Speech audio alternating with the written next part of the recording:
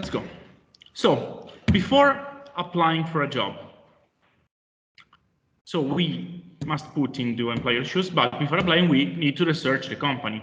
Okay, if we receive an application form from a company like Levi's or Nike or a very big brand, it's quite easy to get informed about this kind of company. But if we get an application, or if we want to apply for a job in a smaller company that we don't know, probably we should research on the web or on the papers the kind of company we are facing.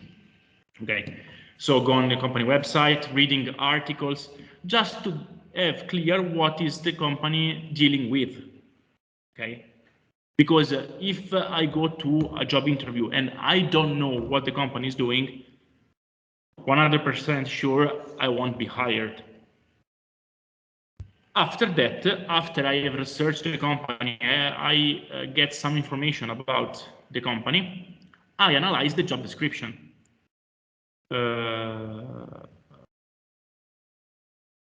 I'll show you one of the job description. 1 second.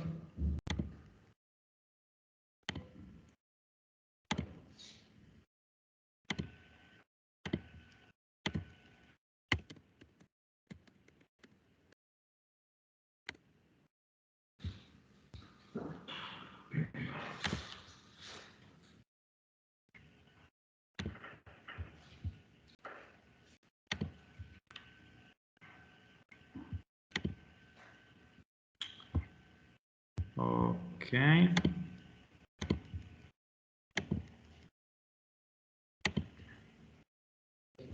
Okay, so this is a job ad on The Guardian from Coventry University. When I say you have to analyze the job description, it means that we need to read all the job ad, okay? Just to see, first, if the job can interest me. So if the location is good for me, if the salary is good for me, okay? And also if I have the necessary skills to the job, first. Second, I need to to analyze the job description, also to prepare my curriculum vitae and my covering letter, because the curriculum vitae and the covering letter is the first step to get an interview, and they must match the requirement of the job ad. So, for example, if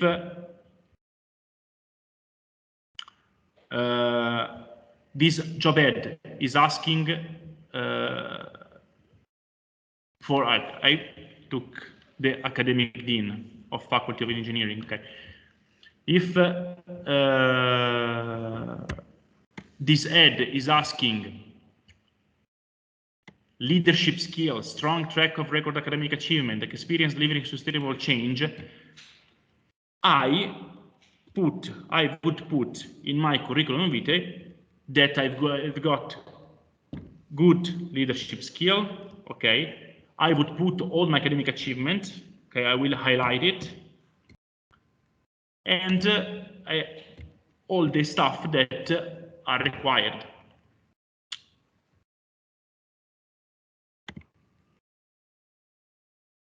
Is it clear? Questions so far? No, perfect.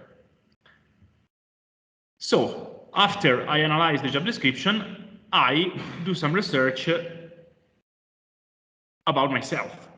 I have read the job description, I have the job ad, so I will review my experience and I will review the career interest.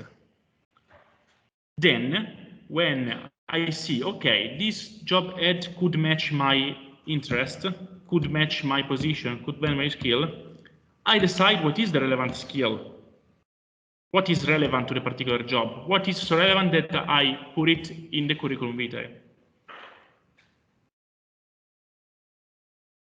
And I also decide what evidence, what example I can provide. This job is asking, I have good leadership skills. Perfect. I need to do examples in my leadership. Any work group, I was class representative, I was school representative. Also, I captained my volleyball team, I captained my football team. These are good examples of leadership skill. Are they relevant to the job? Yes, they are. They're asking leadership skills. So I would put them into the curriculum vitae. Okay. Just to help you, you can do an online personality test, just to tell you what kind of person you are. Now on the internet there are a lot of this kind of test. Okay, I personally did it like last week or 2 weeks ago, and I found out that I'm like Tony Stark, which is quite nice. Okay, and the last then, before applying, the last thing you have to do before applying is to research careers. Okay, I found the perfect job for me. I found the perfect job ad for me. Let's check out similar job. Maybe there's something or some other job that could be more suitable for me, can best fit me. Okay, which are very similar to the other job. So, before applying, what I have to do? I read the job ad, I put myself into the employer's shoes. There are some questions that you have to ask yourself. What type of person is the organization looking for? When I find what kind of person, the other question is, am I the person? Is the organization looking for? Is the company looking for? What do I have to do to be that kind of person? Second question, what knowledge, skills, and experience are required to fill this role? Do I have these skills? Do I have this knowledge? Do I have the experience? How can I get the skills, the knowledge, the experience? Third question, what past experience do I have to demonstrate these competencies? Do I have this past experience? Do I have this experience? How can I get this experience? Or if I don't have this experience, how can be it substituted?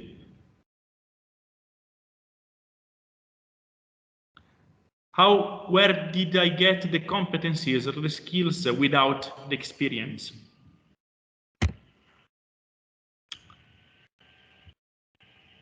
And then, so we match skills to requirements. So if the employers needs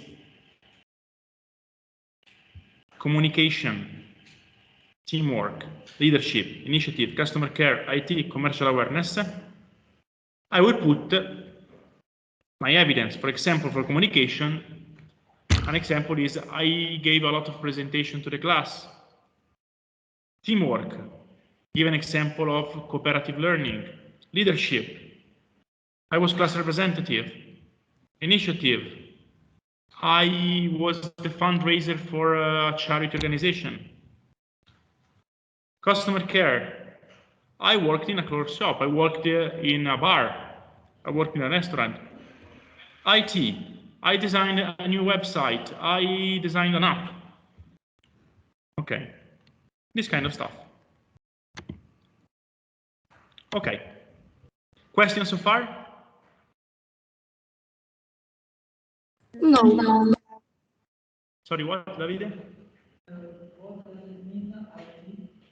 IT is information technology. It's all relevant with computers and okay. Okay, perfect. So the next step, but we are going. I went too far.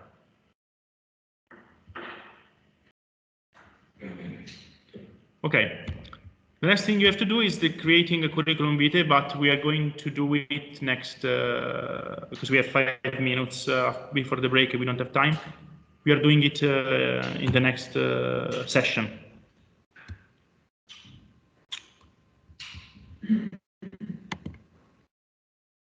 So, if there isn't any questions,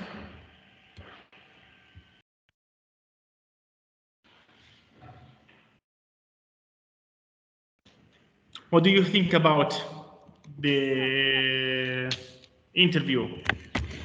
Talking about, we have 5 minutes. So, when Bobby first asked about the interviews that now they are asking many personal things and stuff, what do you think about it?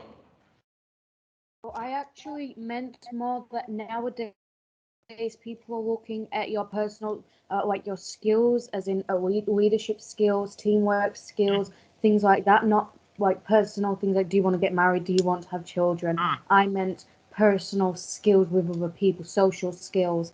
I think that people are looking more at that than your academic research now, because a lot of them things can just be done online nowadays, whereas social skills are something that you can't learn online. Okay, now I get it. Well, it's a combination of the two. But academic skills are surely important. As I said before, you cannot be a doctor if you don't have a degree in medicine. You cannot be an English teacher. Yeah, important, but like I think that years ago people looked more at your academic things and not as much your social who you are as a person. Whereas now I think that people are looking a lot more into socially how Yeah, people no. are. Of course, your academic matters, but I think that both matter nowadays more. Well, I totally agree. I think that it's good that now they are looking at some of the soft skills and not only academic skills. Okay. Also, I heard about a research in, I think in Boston or something like that, where also they ask doctors, they don't only look at the academic skills, but they also look at the social skills. Okay. How to behave with patients, how to behave with families, just how empathic they are, okay? Because it's an important thing. I think it's a good thing because it's not only a matter of job. So if I'm an introvert and an extrovert, change the how I can if I can get the job or not. Sorry, can you repeat, please? If I'm an introvert, or I'm an extrovert. Okay. Yeah, David asked if you are introvert or extrovert, it can be challenging for your job. Yes and no. Or an ambivert. Yeah. Yes and no. Well, if you are extrovert, it's more likely that you get more chances to have the job. Okay, because in an interview they are looking something like that. That's why it depends, because Yeah. an extrovert would work better in a team, but an introvert works better on their own. And it depends what type of job it's for. The best way to be really is an ambivert, isn't it? Yeah, no, is yes, sure, but in an interview, if you are too introvert, too shy, it could be seen from your employer as a passive thing, not active. So it's more difficult for you if you're an introvert. It's a word for extrovert people. That's why it's important to be able to put on a mask. Yeah. Okay.